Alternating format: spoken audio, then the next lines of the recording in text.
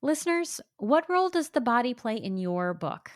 Is it something you use to show the story, or is it a portal to the story itself? In this episode of Writing Your Resilience, I talk with Nina Lichtenstein, author of Body, My Life in Parts, a memoir and essays that uses the body as both structure and storyteller. Each chapter, eyes, hands, heart, belly, and so many others, opens a window into memory, identity, and transformation. Together, Nina and I explore how writing through the body can deepen our understanding of self, belonging, and resilience. As we prepare for this episode, I invite you to take a deep breath, wiggle your toes, and get ready for a conversation about what it means to write and live in a body. Let's jump in. Welcome to Writing Your Resilience, the podcast for writers who want to write and live the story that sets them free. I'm your host, Lisa Cooper Ellison, a writer, transformational and trauma-informed coach, story alchemist, and fellow traveler on the winding road of healing and creativity. Each week, I'll share tools, practices, and conversations that will help you let go of what no longer serves you as you create stories that change lives, especially your own. Together, we'll explore how to trust your creative voice, support your mental health and resilience, work with your nervous system and unique design, and stay connected to your deepest calling as a writer, even when life gets messy. It's time, my friends, to write and live the story that sets you free. I'm honored to walk that journey alongside you, one story and one episode at a time. Hey friends, it's Lisa Cooper Ellison, your resident story alchemist and host of the Writing Your Resilience podcast. I am so excited to invite you to my brand new class, Revise Your Memoir. This is a 6-part online series I created with my friend, publishing expert Jane Friedman. If you finished a draft of your memoir and you're wondering how to shape it into the story you truly want to tell, this is the class for you. Together, we'll dig into structure, pacing, and finding your story's emotional truth. This is the kind of revision that transforms manuscripts from rough to ready. Each class comes with a detailed workbook, recordings, and real-time guidance to help you make real progress. Plus, those of you who sign up for the entire program will have opportunities to submit pieces that could be live workshop during one of the webinars. And here's the best part. If you sign up for the entire program, you'll get a bonus session with Jane Friedman where we'll talk about getting your book ready for agents and publishers. I'll also be hosting co-writing sessions just for participants so you can build accountability, practice what you've learned, and ask questions about your project in a supportive space. If you're ready to revise your memoir in 2026, go to janefriedman.com/revise your memoir series with Lisa Cooper Ellison, or click on the link in the show notes. I look forward to seeing you in 2026. Well, hello, Nina. Welcome to the Writing Your Resilience podcast. I am so happy to have you on today. Thank you for having me. This is kind of a wish come true. So I'm super excited to be here. Well, that means a lot to me. And it meant so much to me to get a chance to read your book. So I'm going to hold it up for anyone who is watching on YouTube. This is Body, My Life in Parts. I'm going to put it right in front of the camera. And this is a really interesting container for story. So I'm really excited to dive into it. But before we do, I always like to give my guest the first chance to tell us about their projects. So, what would you like us to know about your memoir? Well, I like to tell people the short end of it, which is that Body, My Life in Parts is a memoir and essays. And each chapter is named for a body part, which I use as a portal toward memories and stories. And that is kind of where I leave it. And people are usually pretty curious because, like you say, it's a unique container. So I love the interest that it seems to pique in people when I tell them about that. My interest was piqued when I saw that because I was like, Body, My Life in Parts. Okay, how is this going to work together? And it is a really interesting container. And often when I'm talking about containers, I think of like a hermit crab essay. And this is almost like a Mm. hermit crab memoir and essays because you have this very specific way that you are approaching stories of our lives. And it allows you to do some interesting things with time, with construction, with just how you're telling your story. And I'm really curious, why did you decide to write, from body parts, and how did this come about for you? So I'll tell you, Lisa, it happened quite organically, no pun intended, in that I had just started an MFA program. Mm. English is my second language. I grew up speaking Norwegian. And so when launching a creative writing life, which came after I call myself a recovering academic.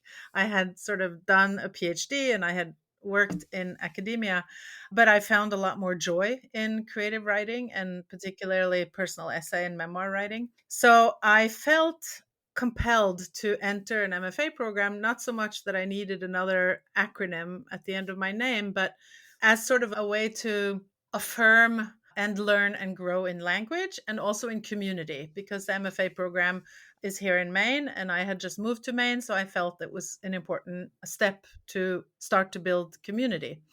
And when I came to my MFA program, I didn't have a particular project in mind, which a lot of people do. They may have something that they've started or that they really feel anxious to get going on. And I didn't. I was just ready to explore, which was one of the benefits of this MFA program because they encourage you to sort of be multi genre aware and sort of to also take classes in genres that aren't necessarily the one that you're focusing on. So, deadlines, as it turns out, are really good for me. They get me cranking. And I had my first deadline for the first packet, 20 pages. And I happened to, about a week before the deadline, still had nothing to hand in. Classic Nina. I woke up with this incredible pain in my hip. And as the monkey mind tends to do, I started to imagine the worst case scenario and I was worried. I made, notes to myself. Oh, hello, kitty. This is Miss Foxy. Miss Foxy. Looking very foxy, actually. And so I just started like Googling and researching a little bit about hips. And I happened to discover, quite coincidentally, Lucille Clifton, the poet, reading Homage to My Hips on YouTube, the poem. And that just like sparked something in me in that, oh, I can actually write about my hips and the experience I'm having and why do I think this is and what kind of memories do I have associated with my hips. And I handed in that packet. And if my advisor hadn't said, give me more of this, I might not have pursued that. And 2 years later, at the end of the program, I had the shitty first draft of what has become the book with all the body parts. So that was sort of the origin story of the book. And I understand why I was drawn to this kind of writing as opposed to, sort of a chronological narrative with a beginning, middle, and end for one story. And that's something that I also came to understand even better as I was writing and editing the book, which is that it worked really well for the kind of neurodivergence that I have, and that with working on shorter pieces that require a little bit perhaps less sitting for longer. Yeah. I mean, works really well for me. Doesn't mean I don't have longer projects in my mind that I'd like to pursue, but for this first venture into creative writing, that worked really well. I love that story. And I have to say, because Foxy is here, she concurs that this was a great way to approach your book. And something that's coming to my mind is I saw Nick Flynn, I think it was about 10 years ago at UVA. He had a reading and he was talking about the difference between poetry and what I would call more traditional narrative driven memoir. And he said, when I'm writing a memoir or any other kind of narrative driven book, I have all these pages in my head that I have to keep track of, and they keep trying to fall apart, and I keep having to put them back together. So there's all of this psychic energy that is required to hold on to something that has that kind of complex narrative. Whereas he said, a poem, I can finish it in a day. And I would imagine you did not finish these essays in a day, but Right. it's a different way of holding on to our creativity and our sense of story. Yeah, and I also took in this MFA program, I took theater, playwriting, and I figured that's going to be good for dialogue, Yeah. working on dialogue, and I took a fiction writing workshop. And I'll tell you, I was petrified to read other students' fiction pieces because I didn't feel that I had the equipment to understand. But of course, a story is a story is a Right. story. Exactly. And, they felt the same with creative nonfiction, actually. They had felt nervous about reading my stuff because it's true. And how do you even respond to that? Right. So it was, I call it a cross genre workshop, but it was really good. And it was good for understanding also the structure of a good story. Yes. That even if you're writing fantasy fiction or pulp fiction, or, there's the story component, we share the building blocks. So that was a revelation and good. Yeah, and I encourage everyone to read across genres and then also to write across genres for the very reasons that you just mentioned. It helps you understand different aspects of story and different ways of thinking about what's important in a story. So, for instance, you said, I studied playwriting, it helps me with dialogue. Yeah. And Yeah. I think that's actually a great segue into talking about one of your essays, Skin, and having you read an excerpt from it. And when we do this, before I hit the record button, you were talking about what makes a good reading. And so there are listeners out there who are going to be doing readings because they are working to publish their books. So, what tip do you have for us? Well, we were talking about how any sort of live storytelling, which I know you've done and I've dabbled in as well, if we can start our story in scene, Yes. we're much more likely to captivate the audience attention and to also allow them sort of a portal into the urgency of the moment of the story, and also the whole vivid thing, rather than starting in a place where we might be philosophizing, or talking about broader issues. When I do have book events and read, I think about the crowd where I'm going. And one of my favorite things to read, actually, is from the hands chapter when I'm punching the guy in Yeah. the bar. Because it's funny and I love to hear people react in that way. Here with you, and now this excerpt from the chapter called Skin, you asked me to pick something, and I chose this because one might wonder eventually what this has to do with skin. But I love how many of the body parts lend themselves to metaphors also. So, this idea of having skin in the game, or we are so exhausted, our skin is stretching, Yes. right? So there's so many. Or for instance, when we talk about our backs, somebody has our back or we have somebody's back. There's so many ways to allow stories and remembrances to come forth, in not just thinking about the skin and, oh, do I have a scar on my skin and what story does that scar tell? So this is one of those moments where that happened for me as I was writing. Tobias is 8 days old, and his circumcision, or Brit Milah, the covenant of circumcision, welcomes him into our Jewish community and the entire Jewish tribe. The ceremony and celebration are held in the synagogue where Dan and I belong. Friends, family, and all our extended family fill the sanctuary. There are close to 100 guests.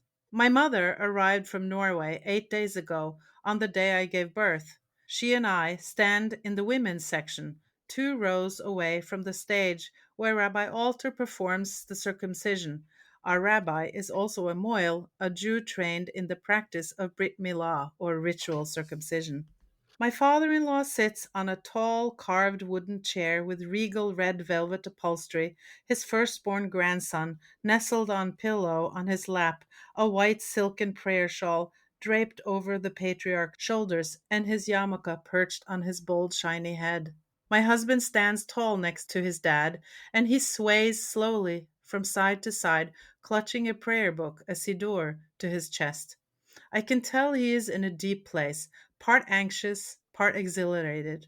Our rabbi talks briefly to the gathering about how each baby is born with great potential, that we're about to honor the covenant between Abraham and God, which has defined the Jewish people for millennia. Despite the rabbi's beaming face and gentle voice, I worry that my mom must think it all sounds crazy, and I look over at her and meet her eyes with a smile as if to soothe the strangeness she might feel. She does not smile back. When the rabbi turns and bends over Toby, the room falls silent. The baby is quiet as well, content and dozing because I have just fed him. But that quickly changes when his romper is unbuttoned and his diaper removed, and the rabbi deftly prepares and snips my son's foreskin. He yelps and begins to whimper, and my mother in law, who stands on my other side, takes my hand in hers and squeezes it. She smiles through tears of joy. A Jewish grandson! The baby's crying stops within seconds as the rabbi touches a gauze pad soaked in the iconic sweet and kosher Manischewitz wine to my newborn's lips. Then he loudly announces the name of the new little community member, Tuvia Yaakov Meir ben Chunemoshe. My son has a Hebrew name which will be used in religious contexts and an English one, which honors both his American and Norwegian heritage, Tobias Thor Lichtenstein. I look at Dan, who stands on the stage of the sanctuary in front of the ark that holds the Torah scrolls, while our son's chosen godparent carries my baby toward me. But I'm cold sweating because I can sense how incredibly foreign and difficult this event is for my mom, while at the same time I'm proud and feel an intense sense of belonging to my new Jewish community. Such mixed emotions. I'm dizzy, the moment surreal. My mother grips the back of the seat in front of her while fighting back tears, and I think I hear her mumble, "Barbarians." That is such a good scene. It's a good scene, but going into it also will sort of place the notion of having skin in the game, Yes. right? And the sort of the what's at stake really for the narrator in these moments when her ethnically and culturally Norwegian family meets her new Jewish culture and traditions and community. These two ideas butt up against each other because this essay begins with this moment where the narrator gets this terrible sunburn when she is a child. And I was starting to map just this one essay because I wanted to show listeners how complicated this is in a good way, right? So there's always good complications and bad complications in writing, and you're able to navigate this in a way that really works. So we start with a sunburn, so we have childhood. Then we have the 40-year-old narrator who is in a dermatologist's office. And we have this really intimate, interesting, and awkward experience she has with being totally photographed. And I was just thinking about that for a while as a person who has recently had to go to the dermatologist. And so we have that. We have then going back in time and the stretching of the body and the stretching of the self, and that leads us to the circumcision. And then we have this meditation on stretch marks, and then what happens to us as we age. So we have all of these different time periods in just one essay. And Right. then so many of your other essays are doing very similar work. It's not in a cookie cutter kind of way, but that this idea of bending time or, reorganizing time in a way that we might not expect. This is really the beauty of sharing our work with the world, or any art, of course, is that the person who beholds the creation, the writing or the painting, will see things that we didn't really realize. So I will have to tell you that I did not, in any sort of conscious way, approach each chapter and say, well, let me think of some memories about hands, for example, that are from childhood. And then let me think of someone's from like young adulthood and then, parenthood and then aging.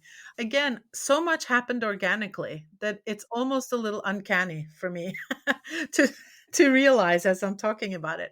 But when it came time to organize the different chapters, and this is something I know you were curious about, the real thing front and center, the editor and I didn't decide to do from top to bottom, for example, or from inside and out, because I do have heart as part of a body part. So technically, if people have stories about their lungs or their ovaries or their, so that happens. But I think heart is the only sort of organ that I have.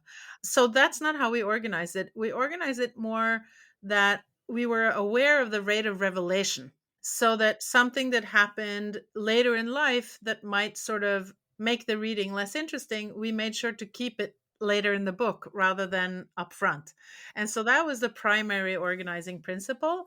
And then, of course, within each chapter, that was conscientious choice to almost in all the chapters, there are from different time periods in life and to put those in order. But I definitely think that when one starts to write about memories that are linked to a particular body part, it's natural that memories are going to come up Yes. from different parts of life. And I think also because we're probably trained a little bit to think chronologically, so that may be part of some unconscious sort of mechanism there. And I will say that, you wanted to ask me about if I had a favorite chapter. Mhm. And so, just because it kind of works with this commentary about the phases of life that happened as I was writing, somebody reviewed my book and the person had just lost her father.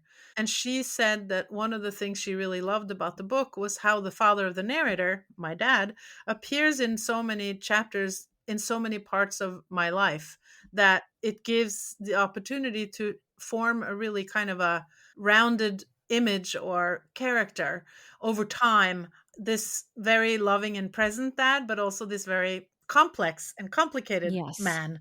And that was so meaningful to me because I didn't think about that. And also, what I have become aware of is that there's a lot more about my dad than my mom. And that's an interesting reckoning, really, with the writing self. But in terms of favorite chapters, of course, I don't have a favorite chapter. But I will say that the chapters where I have memories that involve my children, so for example, in eyes, I talk about how they thought I had eyes in the back of my head, Yes. which was the whole funny little thing when they were little. In breasts, of course, there's about the intimacy of nursing three children. In ears, I talk about the joy of dancing to Edvard Grieg's In the Hall of the Mountain King with them, like crazy people in our home. So these are the chapters that touch on the moments raising kids, which I think affords me, which is the beauty, of course, of writing and particularly memoir writing, affords me to sort of relive those tender moments. And the same when it comes to my dad, because he died in 2012 and we had a close relationship and an interesting relationship. It offered me an opportunity to sort of dwell with him and revisit and think about in a much more careful and mindful way than just sort of sitting and thinking about him, Yeah. right? Because you're writing stories. Those are my favorite parts because they really gave me a big gift. And I felt like they were extremely alive. Like, I felt that in the descriptions, in the way that you wrote about them. We are going to talk for just a second about vagina, which was also very alive in a very different way. But one thing I want to say about structure is that I'm always like looking at, okay, how do people organize their work? What choices are they making? And what was interesting to me, and as you said, the reader always brings some of themselves to the book, right? So there's like what you intended and then what we see.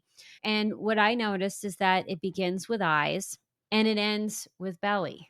And when I was thinking about it, because in addition to having all of these moments where we have the narrator raising her family and being pregnant and in all of the ways that that impacted her body and herself, she's a middle-aged woman. And what I was thinking about is that, as a middle-aged woman myself who is like on the cusp of menopause, almost there, and our bodies change a lot during this period.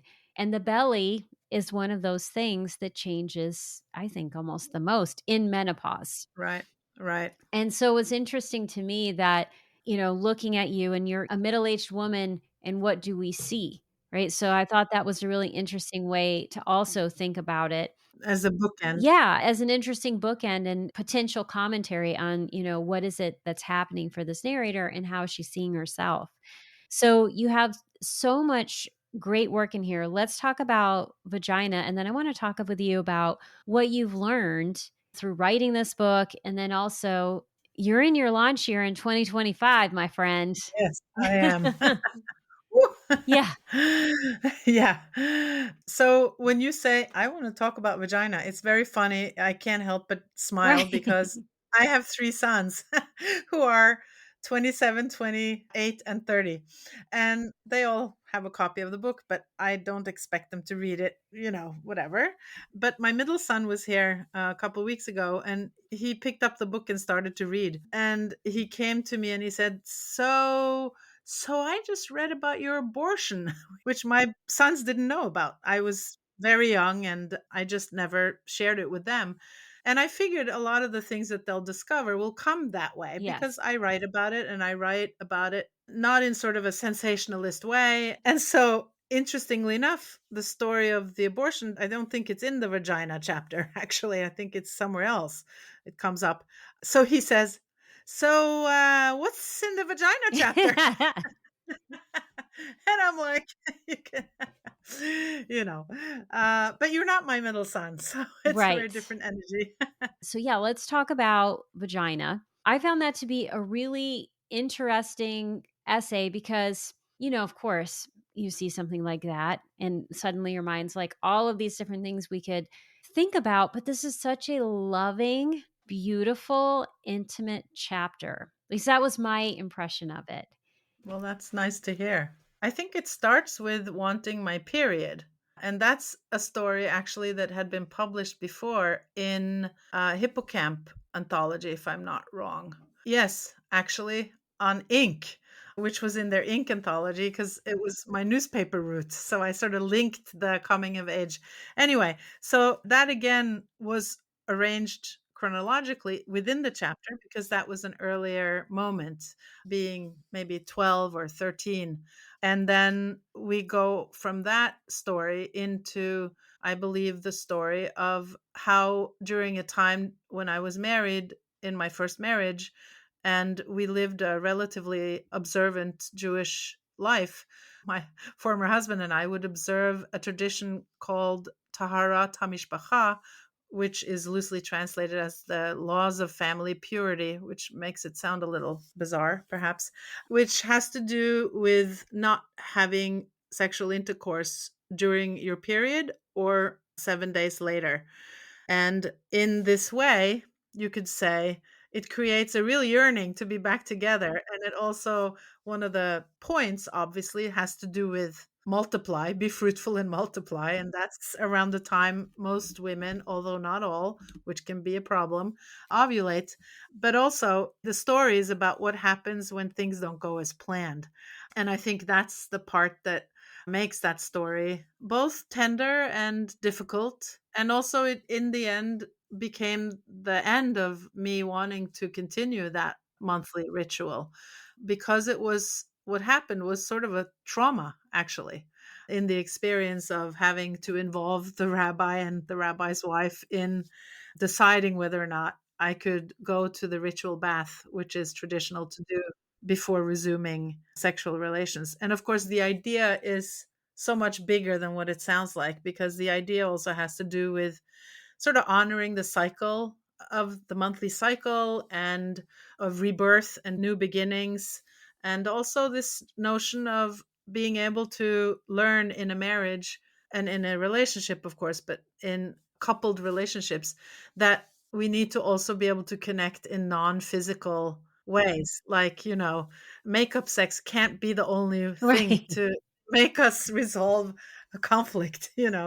So there's so many things there, including, for example, that there have been women who practice this tradition who have discovered growths in their vagina or on the tip of their uterus, things that because you have to check yourself internally to make sure you're not bleeding. So this probably to some listener, they'll be like, whoa.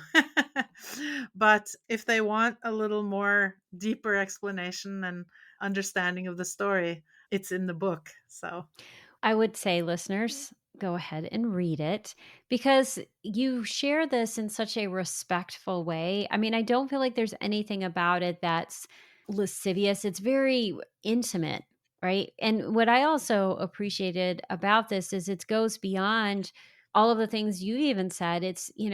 If I were born Jewish, maybe observing this would have meant something else. But when you convert, Right. how do you uphold your identity as a convert? And what does that mean in terms of how you operate within a religion or any other kind of space? And I think that's a big part of writing this book, actually, because that's something that you had mentioned in terms of sort of the big things we learn.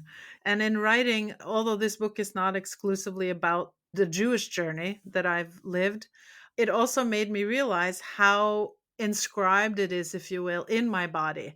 And the doing, it's so much more about your actions and how you create a Jewish life from actions you choose and traditions that you choose to follow, rather than just sort of, you don't wake up in the morning and say just, oh, I believe, and you have some sort of epiphany and then you're Jewish. Yeah. It's really the actions that you're willing to take on. And especially, of course, then when you convert, the more you do these things, the more your identity is anchored and strengthened.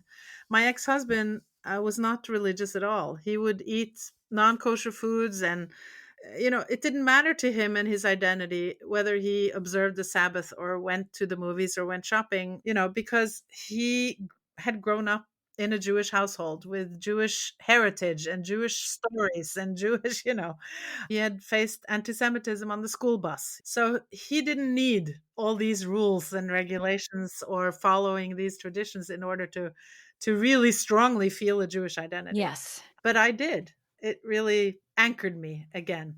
That's what I love about this piece is that you take us on this journey and it allows us to explore these things that are so much larger. Right. And I love that. And so as we begin to wrap up, I'm really curious as to how you're navigating your book launch, what you've learned along the way, and if there's any exercises that you have that you'd like to share in relation to writing and supporting the writers who are listening to this podcast episode.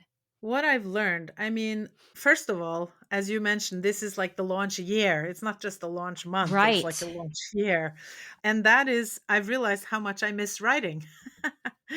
Because unless you can afford to hire a publicist, which if someone can afford it, I recommend it. Because as it turns out, I happen to be fairly good at it. I'm not afraid of social media. I know how to navigate Canva and I can design things. I'm very good at communication. So it has worked okay for me, but I've learned that it's a full-time job. Yes. If you want to spread the word of your book and share it with different communities or different places, it takes a lot of time. And I've learned to be less afraid of asking. And that started with the blurb Yes. asking part. I had a piece on the Brevity blog about that just around the time when I think was it Simon and Schuster who announced that they were going to do away with blurbs, Yes. and so there was a lot of hubbub around that time. And I had just received my last blurb, so I had something to say about it. But my point is, don't be afraid to ask, because the worst thing that can happen is that someone says no. And then you move on. And we already know what rejections means, because if you come this far and you have a book coming out, that means you've had a lot of rejections. Yes. And so we know how to pick ourselves up and move on. I would say that I thought about this a little bit ahead of our time. There's no such thing as starting too soon. So planning and getting excited and getting a team of helpers or friends who will stick their neck out for you and be part of your sort of launch team, I think can be very helpful, because then you don't feel so alone. And also, I have to say, like, as a woman, I think it's important for us to remember to be a little more shameless, like men are. I mean, not that all men are like that, but I think we apologize too much and we shrink. And I think if not when your book comes out, then there's no other time, right? That's a good time to do it. And I've learned something very important, which is that I used to only use my Google Calendar to schedule things. And so either on my phone or my computer.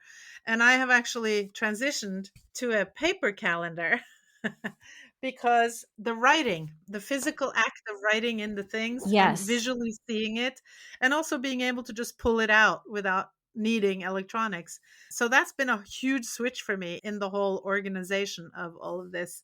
And in terms of an exercise, I have included in the back of this book writing prompts. body writing prompts. And whenever I give a workshop, even though people may not have read or bought my book, I offer those writing prompts. So, an exercise would be, in my opinion, if you're interested in mining some stories and memory that are body centered, it can lead you so many ways and open so many doors.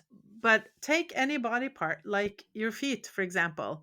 So, this, I'm going to take one step back. I like to start my writing practice with a 3-minute mindfulness body scan.